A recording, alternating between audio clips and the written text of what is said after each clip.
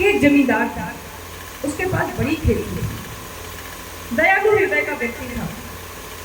उसने अपने सेवकों को आज्ञा दे रखी थी कि जितने भी पक्षी दाना चुगना चाहें तो उन्हें दाना चुगने दिया जाए, किसी भी पक्षी को उड़ाने का प्रयास न किया जाए।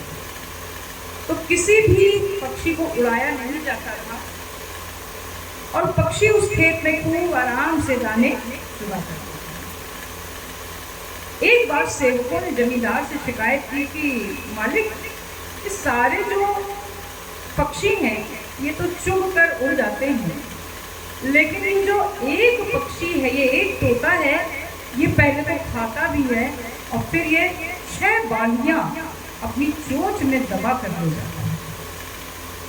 तो जमींदार ने उस तोते से कहा, भाई ऐसा तुम क्यों करते हो? तो उसने कहा कि मैं यह काम इसलिए करता हूँ क्योंकि इन 6 बालियों के माध्यम से मैं अपने भूत, भविष्य और वर्तमान का पोषण करता हूँ। वो कैसे?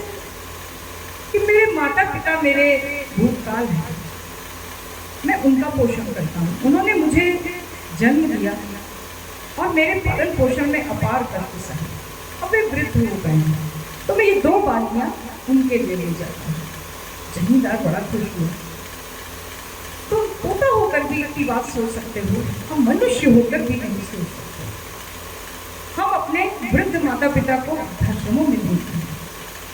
तुमसे शिक्षा लेकर हम मनुष्यों को भी यही चाहिए कि हम अपने माता पिता के भरण पोषण का प्रेम पूर्वक उत्तरदायित्व वहन करें।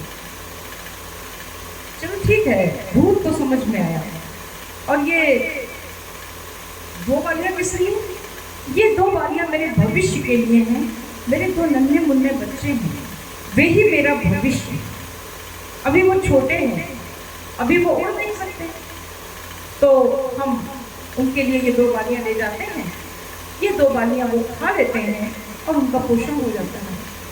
उन्होंने कहा, ये भी बहुत अच्छी बात है कि हमें अपने बच्चों को अगर हम जन्म दें तो हमें निश्चित रूप से अपने बच्चों के भविष्य के लिए प्रयास करना चाहिए। और ये 2 बालियां, ये 2 बालियां मेरे वर्तमान के लिए, मैं और मेरी पत्नी हमारा वर्तमान है। तो जमींदार बड़ा प्रसन्न हुआ। उसने तोते को मुक्त कर दिया और कहा, ये सुंदर शिक्षा तुम सर्वत्र फैलाओ, क्योंकि अगर तुम्हारी शिक्षाओं से मनुष्य ने अपनी रीति नीति बदल ली तो उसके जीवन में भी सुख ही सुख आ जाएगा।